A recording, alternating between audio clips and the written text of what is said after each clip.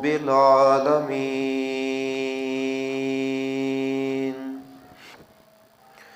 والصلاة والسلام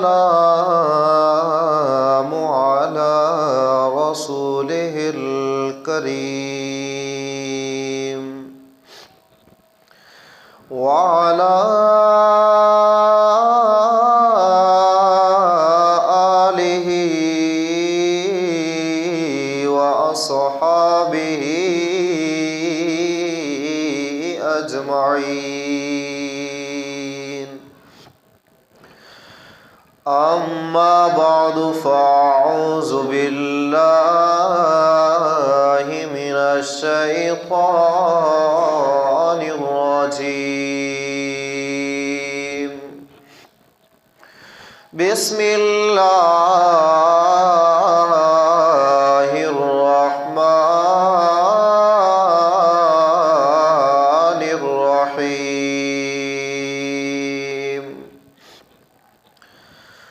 الذين يؤمنون بالغيب ويقيمون الصلاة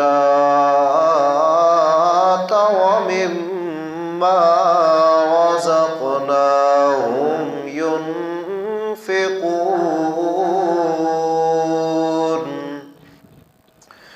آمنت بالله صدق الله العظيم. إن الله وملائكته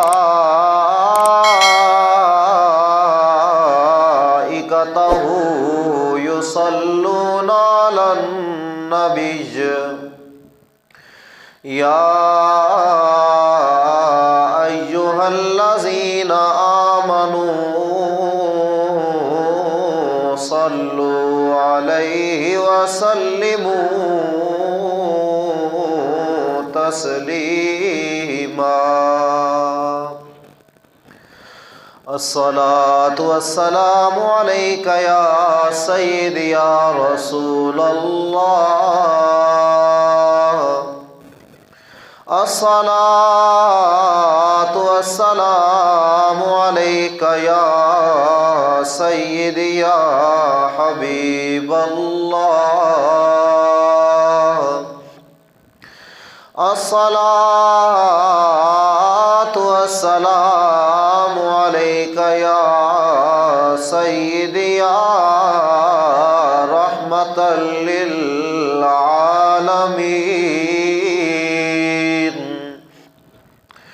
وعلى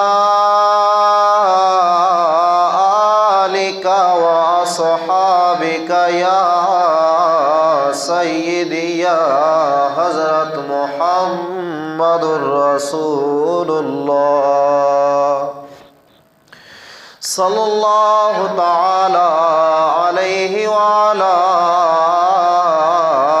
آلہ وسلم.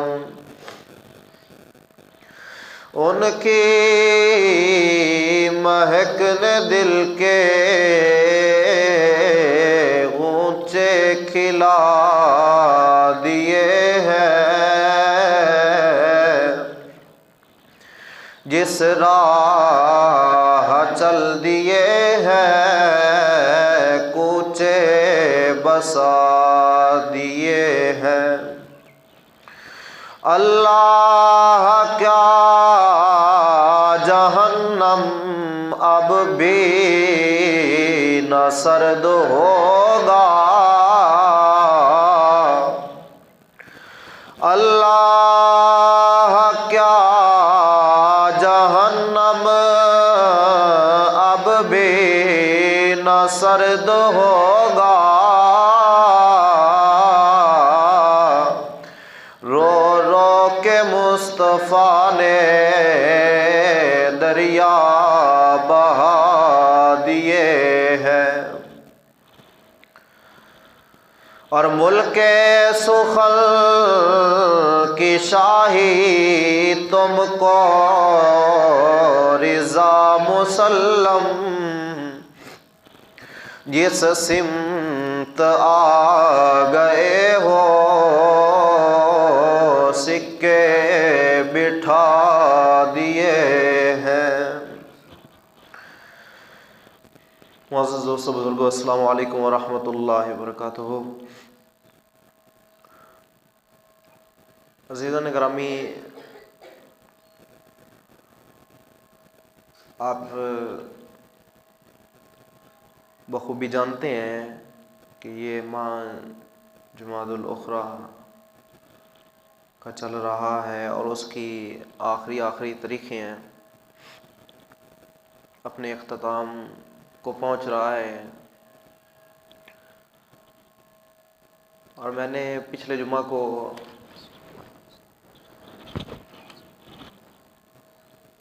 بات کی تھی حضرت ابوبکر صدیق رضی اللہ تعالی عنہ کی۔ حضرت ابوبکر صدیق رضی اللہ تعالی عنہ وہ شان کے مالک ہیں، وہ مقام کے مالک ہیں کہ ہماری زندگیاں تو ختم ہو سکتی ہیں لیکن ان کی تعریف ختم نہیں ہو سکتی ہے۔ وہ اتنی بلند شان والے ہیں، تو یہ منٹ، گھنٹے، سیکنڈ یہ تو کوئی حیثیت ہی نہیں رکھتے ہیں۔ جب ان کی بات زندگیاں پوری کی پوری ان کے ذکر میں صرف کر دی جائیں تو وہ مکمل نہیں کر سکتی، تو یہ منٹ گھنٹے کی حیثیت رکھتے ہیں۔ تو ہم بات کر رہے تھے حضرت ابوبکر صدیق رضی اللہ تعالی عنہ حضور کو لے کر غار ثور کی طرف رواں تھے، تو ٹائم ختم ہو گیا تھا۔ تو میں نے آپ سے وعدہ کیا تھا کہ انشاءاللہ اللہ نے زندگی بخشی تو اگلے جمعہ پر یہیں سے آگے ابتدا کریں گے، آغاز ہوگا۔ تو جہاں چھوڑا تھا آج وہیں سے پھر شروع کریں گے۔ دعائے خالق کائنات ہمارا پڑھنا اپنی بارگاہ میں قبول و منظور فرمائے، آپ کا سننا اپنی بارگاہ میں قبول و منظور فرمائے۔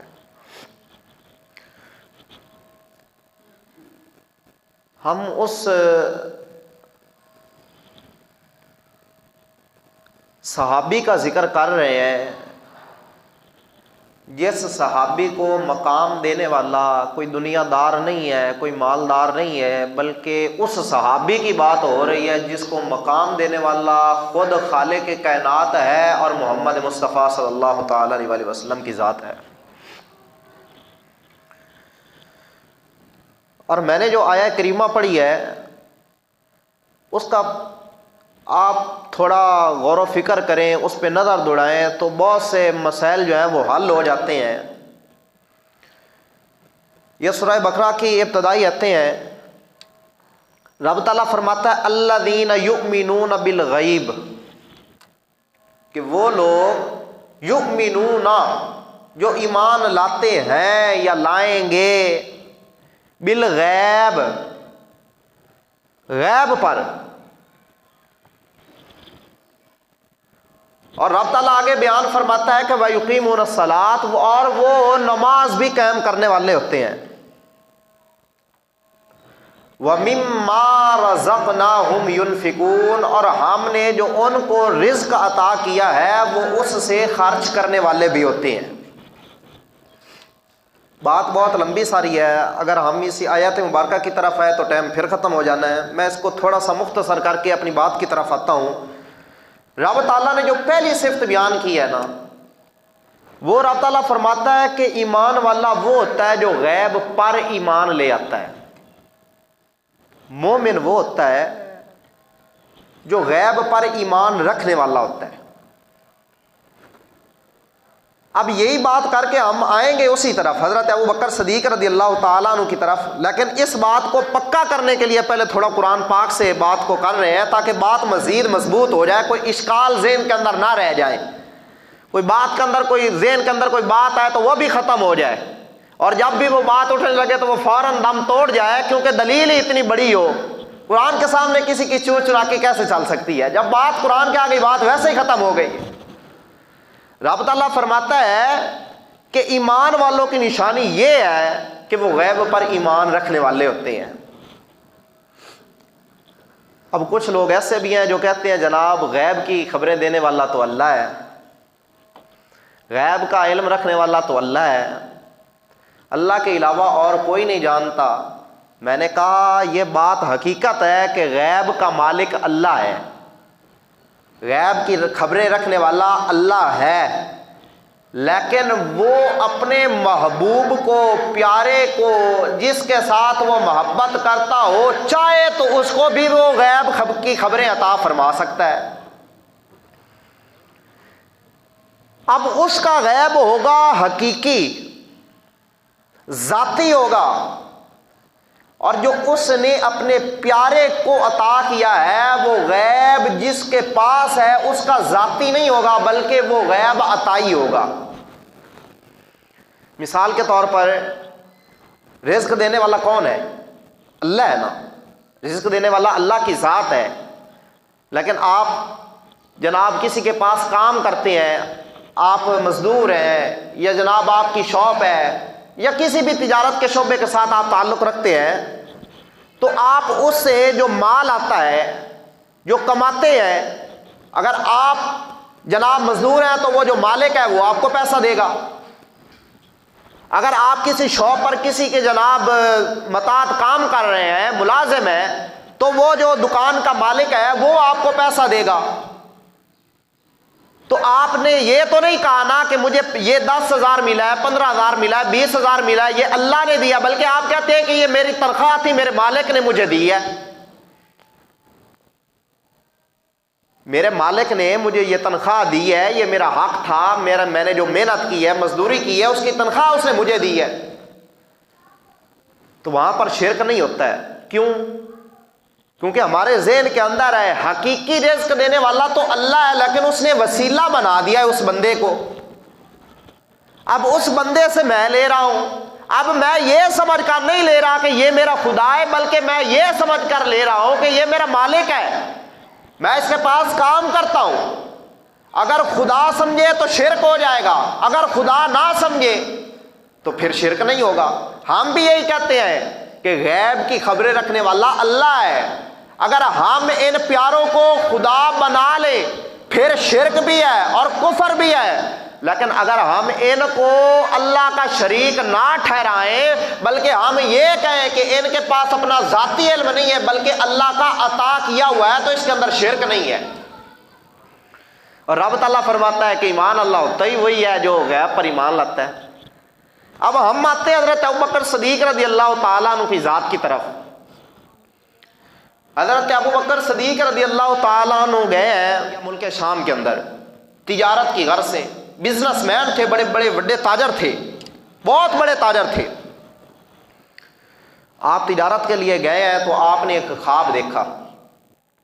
خواب کیا دیکھتے ہیں کہ چاند جو ہے نا، چاند وہ آپ کی گود میں آ گیا ہے، وہ چاند آپ کی گود میں آ گیا ہے، اور پھر کچھ دیر کے بعد وہ چاند کے ٹکڑے ہوئے ہیں اور وہ ٹکڑے مختلف جگہوں پر پھیل گئے ہیں۔ حضرت ابوبکر صدیق رضی اللہ تعالیٰ عنہ نے دل کے اندر خیال کیا کہ آج تک ایسا خواب مجھے کبھی نہیں آیا ہے کہ چاند میری گود میں آیا ہو، پھر اس کے ٹکڑے ساری کائنات کے اندر پھیل گئے ہوں۔ آج تک میری گود میں ایسا کبھی ماجرا نہیں ہوا، اور نہ ہی میرے ساتھ ایسا کوئی معاملہ ہوا ہے، نہ ہی مجھے ایسا عجیب و غریب کبھی خواب آیا ہے۔ یہ کوئی بات ہے، پوچھنی چاہیے۔ تو وہ ایک بحیرہ نامی راہب کے پاس گئے۔ آپ اس کے پاس گئے تو اس کو کہا کہ مجھے یوں خواب آیا ہے، میں نے ایک چاند کو دیکھا ہے، وہ چاند میری گود میں آیا ہے، پھر اس کے ٹکڑے ہوئے اور ساری کائنات کے اندر پھیل گئے، مجھے بتاؤ اس کی تعبیر کیا ہے، یہ خواب کیا ہے؟ آج بھی ہمیں کوئی خواب آئے نا عجیب و غریب تو ہم کسی عالم کے پاس جاتے ہیں یا کسی پیر کے پاس جاتے ہیں کہ بتائیں جی یہ خواب آیا تو اس کی حقیقت کیا ہے، ہم پوچھتے ہیں۔ تو حضرت ابوبکر صدیق رضی اللہ تعالیٰ نے بھی جا کر پوچھا تعبیر بتائیں، کیونکہ اس وقت حضور صلی اللہ تعالیٰ علیہ وسلم نے ابھی تک نبوت کا اعلان نہیں فرمایا تھا، اعلان نبوت نہیں ہوا تھا۔ حضور صلی اللہ تعالیٰ علیہ وسلم کے غلام گئے اس کے پاس، اس کو جا کر بتایا خواب کہ میرا یوں میرے ساتھ معاملہ ہوا ہے، بتاؤ یہ کیا ہے۔ حضرت ابوبکر صدیق رضی اللہ تعالیٰ عنہ کو وہ کہنے لگا بتاؤ تمہارا نام کیا ہے؟ آپ نے فرمایا ابوبکر۔ اب ابوبکر کا یہ تو آپ کی کنیت ہے، ویسے آپ کا نام ہے عبداللہ۔ حضرت ابوبکر صدیق کا جو نام ہے نا وہ عبداللہ ہے۔ آپ نے فرمایا ابوبکر میرا نام ہے۔ انہوں نے کہا اچھا کس قبیلہ سے تعلق رکھتے ہو؟ آپ نے فرمایا قریش سے۔ انہوں نے کہا رہتے کس جگہ پہ ہو؟ آپ فرمایا مکہ میں۔ وہ کہنے لگا تجھے مبارک ہو، تیری گود میں ایک یار آئے گا، نبیوں کا تاجدار آئے گا، تیری گود ہوگی، سر اس کا ہوگا، اور تو اس کی زہری حیات میں اس کی جناب وزارت کا عہدہ سنبھالے گا، زہری حیات کے اندر تو اس کا وزیر ہوگا، اور جب وہ دنیا سے چلا جائے گا تو اس کی ساری امت کا پیر ہوگا۔ حضرت ابوبکر صدیق رضی اللہ تعالیٰ نے خواب سنا، بڑے خوش ہوئے۔ بچپن کی یاری تو تھی نا، پہلے یار تو پہلے ہی تھے۔ حضرت ابوبکر صدیق رضی اللہ تعالیٰ عنہ شروع سے ہی اسلام کی طرف راغب تھے۔ بتوں کی انہوں نے کبھی پوجا نہیں کی تھی، کبھی وہ بت کے پاس نہیں گئے تھے۔ 4 سال کی عمر ہے، باپ لے کر چلا گیا بت خانے کے اندر، 4 سال کا بچہ ہو کتنی سی عقل رکھتا ہے۔ اب کمال دیکھے حضرت ابوبکر صدیق رضی اللہ تعالیٰ عنہ کا، آپ کی عظمتوں پر قربان جائیں۔ 4 سال کی عمر ہے، باپ لے کر چلا گیا ہے آپ کو بت خانے کے اندر، کہتا ہے ابوبکر یہ بھی خدا ہے، یہ بھی خدا ہے، یہ بھی خدا ہے، یہ بھی خدا ہے، یہ بھی خدا ہے، تم اس کو سجدہ کرو، میں بھی سجدہ کرتا ہوں، تم بھی سجدہ کرو۔ حضرت ابوبکر صدیق رضی اللہ تعالیٰ عنہ جو تھے نا، کمال ذہنیت کا مالک تھے۔ اللہ رب العزت نے دیکھے پاک کیسے رکھا ہے، کتنا کرم فرمایا، بچپن سے کرم ہو رہا ہے، 4 سال کی عمر ہے۔ اب آپ نے اکثر دیکھا ہوگا گلیوں کے اندر، گھروں کے اندر، بڑا جیسا کرے بچہ بھی ویسے کرنے کی کوشش کرتا ہے، جیسا بڑے کرے گا ویسا ہی بچہ کرے گا، کیونکہ وہ یہ سمجھتا ہے کہ جو وہ کر رہا ہے وہ ٹھیک کر رہا ہے۔ اب حضرت ابوبکر صدیق کو اس نے کہا کہ اس کو بھی سجدہ کرو، اس کو بھی سجدہ کرو۔ حضرت ابوبکر صدیق رضی اللہ تعالیٰ عنہ تو وہ صداقت کے بادشاہ تھے، اس کے تو پاؤں نہیں لگ رہے تھے زمین پر، وہ کہے اس کو سجدہ کرو، اس کو سجدہ کرو، اس کو سجدہ کرو۔ حضرت ابوبکر صدیق رضی اللہ تعالیٰ عنہ فرمانے لگے یہ خدا ہے، یہ خدا ہے، تو وہ کہنے لگا ہاں یہی خدا ہے، یہی، ان کو سجدہ کرو۔ حضرت ابوبکر صدیق رضی اللہ تعالیٰ عنہ فرمانے لگے اچھا یہ خدا ہے؟ اس نے کہا میں آگے جاتا ہوں، اگلوں کو سجدہ کرتا ہوں، تو ان کو سجدہ کر کے جلدی سے آ جا۔ حضرت ابوبکر صدیق رضی اللہ تعالیٰ عنہ وہیں کھڑے ہیں، آپ نے بت کو مخاطب کر کے فرمایا، آپ نے فرمایا انی جائع فاطعمنی۔ آپ فرمانے لگے او خدا میں بھوکا ہوں مجھے کھانا کھلا، میں بھوکا ہوں مجھے کھانا کھلا۔ اب بت کیسے کھانا کھلا سکتے ہیں؟ آپ فرماتے ہیں مجھے کھانا کھلا۔ بت جواب نہیں دیتا کیونکہ وہ ہے ہی بت، خدا وہ نہیں ہوتا جو کھانا نہ کھلائے، خدا وہ ہوتا ہے جو ساری کائنات کو رزق عطا فرمائے۔ حضرت ابوبکر صدیق فرماتے ہیں انی جائع فاطعمنی، او خدا مجھے کھانا کھلا، میں بھوکا ہوں مجھے کھانا کھلا۔ آواز نہیں آتی ہے، آپ پھر اس کو مخاطب کر کے فرماتے ہیں انی عارٍ فاسنی،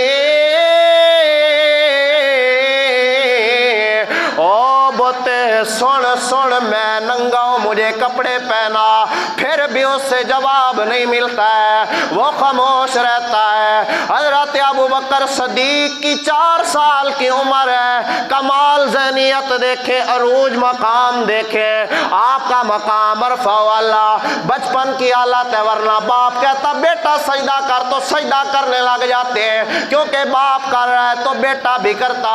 نا نا نا نا، حضرت ابوبکر صدیق نے سجدہ نہیں کیا، بلکہ مخاطب کر کے بت کو کہہ رہے ہیں تو خدا ہے تو مجھے کھانا کھلا، تو خدا ہے تو مجھے کپڑے پہنا۔ جب اس سے جواب نہیں آتا ہے، آپ فرماتے ہیں میرا خدا یہ تو نہیں ہو سکتا جو میں کھانا مانگوں وہ کھانا عطا نہ کرے، میرا خدا ایسا تو نہیں ہو سکتا میں اس سے کپڑے مانگوں وہ کپڑے عطا نہ کرے۔ فرمایا تو خدا نہیں ہے تو جھوٹا ہے، زمین سے से पत्थर को उठाया। आप फरमाने लगे, ओ खुदा, अगर तू हकीकत के अंदर खुदा है तो अपने आप को बचा ले, अपने आप को बचा ले। अब मैं तुझे मारने लगा हूं, अब मैं तुझे टोटे टोटे करने लगा हूं, खुदा है तो बचा ले। क्योंकि हजरत अबू बकर सदीक जानते थे ओए खुदा वो नहीं होता जिसके टोटे टोटे हो जाएं, खुदा वो होता है जो खुद भी हिफाजत वाला होता है और लोगों की भी हिफाजत फरमाने वाला होता है। खुदा वो होता है जो खुद भी हिफाजत, अपनी हिफाजत खुद भी करता है और कायनात के लोगों की भी करता है। वो पत्थर उठाया, सामने बुत है, फरमाया खुदा है तो बचा ले। सामने बुत खड़ा है, फरमाया अपने आप को खुदा कहता है, लोग तुझे खुदा मानते हैं तो खुदा है तो अपने आप को बचा ले, वरना अबू बकर ने आज तुझे हलाक कर देना है। बाप कभी इस बुत के आगे, कभी उस बुत के आगे, कभी उस बुत के आगे सजदे कर रहा है। हजरत अबू बकर सदीक ने वो पत्थर उठाया, उस खुदा को दे मारा, आवाज आई, वो नीचे गिरा। अबू को आया, कहने लगा, ओ अबू बकर ये तूने क्या किया है, तूने हमारे खुदाओं को तोड़ दिया है। आप फरमाने लगे, ओ बाबा बातें कैसी करते हो, और खुदा वो नहीं होता जो खुद टूट जाए, खुदा वो होता है जो औरों को तोड़े हुए को जोड़ कर एक बना दे। फरमाया ये खुदा नहीं है, ये खुदा नहीं है। उसने आपको थप्पड़ मारा, आप दौड़े दौड़े वालदा की तरफ आए। जब वालदा के पास आते हैं, अबू कुआफा गुस्से में होता है, कहता है आज मैंने इसको छोड़ना नहीं है, इसने हमारे खुदाओं को तोड़ दिया है। आप अपनी वालदा की आगोश में आ जाते हैं। वालदा पूछती है बेटा हुआ क्या है, कहते हैं अम्मा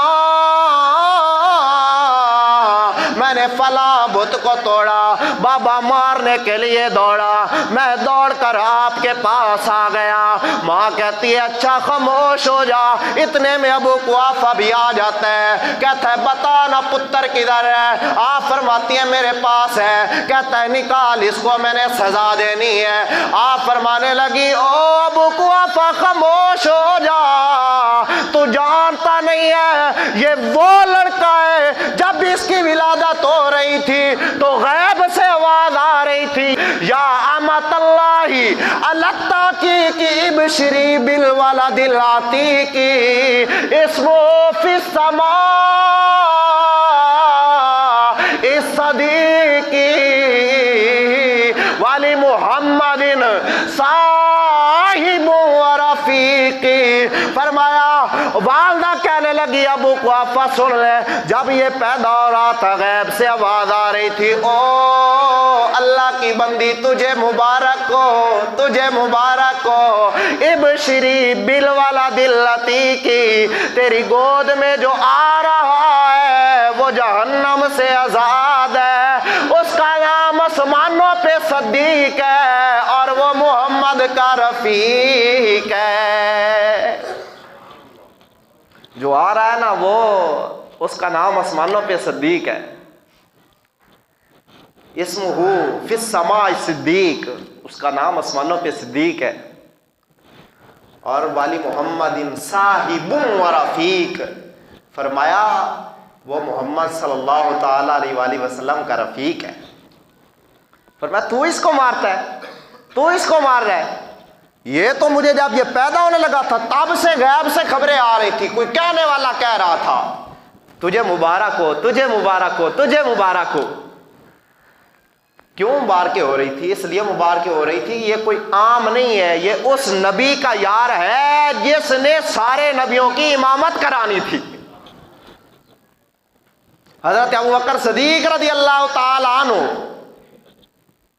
अभी कलमा नहीं पड़ा है, 4 साल की उम्र है, लेकिन तब भी बुतों से इतनी नफरत है। अल्लाह ने आपको इतना पाक रखा, इतना पाक रखा कि बुतों के करीब भी ना गए। तो उस राहिब ने कहा जानते हो वो एक आएगा, उसका सर तेरी गोद के अंदर होगा और उसका इस्लाम दीन पूरी कायनात के अंदर फैला हुआ होगा। حضرت ابوبکر صدیق رضی اللہ تعالیٰ عنہ نے کہا ٹھیک ہو گیا جی. آپ رائب کے پاس سے نکلے, چلتے چلتے چلتے جب مکہ کے اندر آتے ہیں تو وہاں حضور صلی اللہ تعالیٰ علیہ وسلم نے اعلان نبوت کیا ہوتا ہے. کفار جو تھے انہوں نے دیکھا صدیق آ رہا ہے, انہوں نے کہا صدیق, فرمایا جی تجھے پتا ہے آج تیرے یار نے کیا کہا ہے؟ انہوں نے کہا کیا ہوا؟ تو بڑی اس کے ساتھ دوستی رکھتا ہے, آج اس نے کہا میں نبی ہوں, تو مانتا ہے اس کو نبی؟ آپ نے فرمایا باتیں کیسے کرتے ہو, یار نے کہا ہے تو ہے, یار نے کہا ہے تو ہے. پھر آپ حضور صلی اللہ تعالیٰ علیہ وسلم کی طرف آئے سیدھا, حضور صلی اللہ تعالیٰ علیہ وسلم کی طرف سیدھا آئے. جب حضور صلی اللہ تعالیٰ علیہ وسلم کی طرف آتے ہیں نا تو عرض کرتے ہیں یا رسول اللہ میں نے سنا ہے آپ نے اعلان نبوت فرما دیا ہے. آپ نے فرمایا ہاں اعلان نبوت کر دیا ہے. یا رسول اللہ اعلان نبوت کیا ہے تو کوئی دلیل بھی دے دے. نبی کے پاس کوئی نہ کوئی دلیل ہوتی ہے, آپ کوئی دلیل ہی دے دیں. آپ نے فرمایا ابو بکر میں بتاؤں نا ایسی بات کہ تو سن کر حیران ہو جائے. یا رسول اللہ حکم فرماؤ.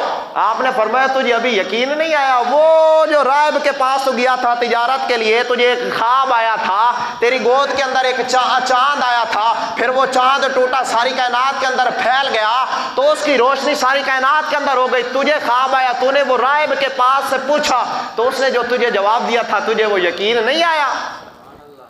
حضرت ابوبکر صدیق نے جب یہ سنا نا تو حیران رہ گئے کہ میں تو وہاں پر تھا, حضور یہاں پر تھے, وہاں کوئی تھا نہیں. یہ تو یا تو مجھے پتا ہے تو یا اس کو پتا ہے, راہب کو پتا ہے کہ مجھے یہ خواب آیا, میں نے تو حضور کو بتایا نہیں ہے کہ مجھے یہ خواب آیا ہے. تو حضور کو کیسے پتا چل گیا, حضور کو کیسے پتا چل گیا؟ امام اللہ حضرت فرماتے کیوں نہ پتا چلے, اللہ رب العزت نے غیب کی خبریں جو محمد کو عطا کر کے بھیجا ہے. آپ فرماتے ہیں سر عرش پر ہے تیری گزر, سر عرش پر ہے تیری گزر, دل فرش پر ہے تیری نظر, ملکوت و ملک میں کوئی شے, ملکوت و ملک میں کوئی شے نہیں وہ جو تجھ پہ آیا نہیں, سر عرش پر ہے تیری نظر. اور حفیظ جلندری جنہوں نے شان نامہ اسلام لکھا ہے انہوں نے پھر اس نقشے کو کھینچا. آپ فرماتے ہیں جب حضور نے حضرت ابو بکر صدیق کو فرمایا ابو بکر جانتا نہیں ہے جو تجھے راہب نے کہا تھا وہ تو بتاتا ہے یا میں محمد بتاؤں. جب حضور صلی اللہ تعالیٰ علیہ وسلم نے یہ بات ابو بکر سے کی تو حضرت ابو بکر فوراً چوک گئے. آپ نے تعجب کا اظہار کیا تو آپ فرماتے ہیں کہ یہ سن کر حضرت صدیق پہ راشا ہوا تاری. راشا کہتے ہیں کپ کپی نہیں ہوتی, کپ کپی این بندہ ایک باری کوئی گل دیکھنا یا کسی پاسے جا رہے ہوئے تو سامنے ایک دفعہ کوئی چیز آئے بندہ انج ہو جاتا ہے, اے ہوندی ہے کپ کپی. آپ فرماتے ہیں یہ سن کر حضرت صدیق پہ راشا ہوا تاری, یہ سن کر حضرت صدیق پہ راشا ہوا تاری. محمد بھی رکھتے ہیں دلوں کی بھی خبرداری. آپ فرماتے ہو کائنات والوں سن لو, حضور صلی اللہ تعالیٰ علیہ وسلم کے جو غلام ہوتے ہیں ان کا یقین یہ ہوتا ہے الذین یؤمنون بالغیب. فرمایا ایمان والے وہ ہوتے ہیں جو غیب پر یقین رکھنے والے ہوتے ہیں, جو غیب پر یقین رکھنے والے ہوتے ہیں, ایمان والے ہوتے ہی وہی ہیں. تو راہب نے کہا تیری گود میں آئے گا ایک, جس کا نام، جو اس کی روشنی پوری کائنات کے اندر پھیلے گی، تو وہ وقت میرا آیا، سفر آیا، ہجرت کا سال آیا پھر، تو حضرت ابوبکر صدیق جا رہے تھے، تو غار کے پاس پہنچے تو بات یہیں پر ختم کی تھی حضرت ابوبکر صدیق کے، پھر حضور صلی اللہ تعالی علیہ وسلم کندھوں پر سوار ہوئے. کندھے ابوبکر کے ہیں، سوار مصطفیٰ ہیں. قربان نہ جائیں حضور صلی اللہ تعالی علیہ وسلم کے غلام کی عظمت پر. ان کندھوں پہ ترسنے کے لیے جناب کئی حسرتیں کرتے ہوں، اور وہ سارے کا سارا وجود حضور صلی اللہ تعالی علیہ وسلم کے اس غلام پر ہو، پھر کائنات کے اندر اس وقت ماحول تو نرالا ہوگا نا. کائنات والے تو رشک کر رہے ہوں گے نا کہ وہ دیکھو کیسا جناب ایک سواری اور سوار جا رہا ہے. حضور صلی اللہ تعالی علیہ وسلم کندھوں کے اوپر سوار ہیں، جا رہے ہیں غار میں. غار کے پاس پہنچتے ہیں تو غار کیونکہ اندر صاف نہیں تھی، کافی سارے مورے تھے، سوراخ تھے. حضرت ابوبکر صدیق نے عرض کی حضور آپ یہاں پر ٹھہرے، پہلے میں غار کو صاف کر لوں تاکہ کوئی ایسا نہ ہو کوئی موذی چیز آپ کو لڑ نہ جائے. حضرت ابوبکر صدیق رضی اللہ تعالیٰ اندر داخل ہوئے، آپ نے غار کو صاف کیا. غار کو صاف کیا، حضور صلی اللہ تعالیٰ علیہ وسلم باہر تشریف فرمائے. آپ نے سوراخ دیکھے، سوراخ کافی سارے ہیں. آپ نے اپنی چادر کو اتارا، اس کے نا چھوٹی چھوٹیاں لیرا بنا کے وچ دے دیتا، جڑے سوراخ سن انہاں دے منہ وچ دے دیتا تاکہ انہاں دے وچوں کوئی چیز نکلے نا، تے حضور نو کوئی چیز اذیت نہ پہنچا سکے. آپ نے چھوٹے چھوٹے ٹوٹے بنا کے تو انہاں دے وچ دے دیتے. بعض روایت وچ آندا ہے ایک مورا رہ گیا، تو بعض وچ آندا 2 سوراخ رہ گئے. تو آپ نے جتنے سوراخ رہ گیا نا اتنے اپنی اڈی دے دیتی. تو ادو حضور صلی اللہ تعالی علیہ وسلم دے اے عاشق سن، تو ادو بھی تے ایک عاشق سی جڑا حضرت عیسیٰ علیہ السلام دے زمانے دا انتظار کر رہا سی کہ میں حضور دی زیارت کرنی ہے. وہ بھی اس غار دے وچ، ابو بکر بھی اس غار دے وچ، حضور صلی اللہ تعالی علیہ وسلم بھی اس غار دے وچ. 600 سال پہلے ایک صحابہ تو اس نے عرض کی تھی حضرت عیسیٰ علیہ السلام نے، میں حضور دا بڑا نام سنا ہے تو میں زیارت کرنی ہے. تو کدو افسر؟ آپ نے فرمایا 600 سال تو بعد تشریف لے. اس نے فرمایا او آکھن لگا پھر مینوں راہ دسو کتھے آن گے؟ آپ نے فرمایا فلاں جگہ تے چلا جا، اوتھے آ کے آرام فرماؤ. سن سپ اس غار دے وچ 600 سال تو بیٹھا. حضرت ابو بکر صدیق رضی اللہ تعالیٰ اندر ہے، غار کے اوپر اپنا پاؤں دے لیا، ایڑی مبارک دی، اور حضور صلی اللہ تعالیٰ علیہ وسلم کو آواز دیتے ہیں یا رسول اللہ تشریف لے آئیے. حضور صلی اللہ تعالیٰ علیہ وسلم کی بارگاہ میں عرض کرتے ہیں یا رسول اللہ تشریف لے آئیے. حضور صلی اللہ تعالیٰ علیہ وسلم اندر داخل ہوئے. حضرت ابوبکر صدیق نے جہاں ایک سوراخ بچا ہوا تھا نا وہاں پر اپنی ایڑی دے لی، اور حضور صلی اللہ تعالیٰ علیہ وسلم آئے اور آپ کی گود کے اندر آرام فرماؤ گے. راہب نے کہا تھا نا کہ ایک آئے گا، یہ چاند سے مراد یہ تیری گود میں ایک آئے گا جو آرام کرے گا، اور اس کا نور جو ہے، اس کی روشنی جو ہے وہ پوری کائنات کے اندر پھیلے گی. وہ آج وقت آ گیا تھا کہ گود صدیق کی ہے اور سر مصطفیٰ کا ہے. حضرت ابوبکر صدیق رضی اللہ تعالیٰ عنہ کا سر مبارک رکھ کر وہ بیٹھے. حضور صلی اللہ تعالیٰ علیہ وسلم وہاں پر تشریف فرمائے، اور حضور کا سر ان کی گود میں ہے، اور حضرت ابوبکر کا سر مبارک جو ہے وہ پیچھے دیوار سے لگا ہوا ہے، غار کے ساتھ لگا ہوا ہے، اور سامنے جو سوراخ ہے اس کے اوپر آپ کی ایڑی ہے. اب ایک عاشق یہ ہے، ایک عاشق اندر پہلے سے بیٹھا ہے 600 سال کے انتظار میں. اب وہ بھی دیدار کا طالب، یہ بھی دیدار کا طالب. ادھر سے یہ پیاس بجھا رہے ہیں حضور کو تک تک تک تک تک کے، ادھر وہ بھی کہتا ہے مجھے بھی موقع دو نا، میں اتنے سالوں سے یہاں انتظار کر رہا ہوں، میں بھی آؤں گا.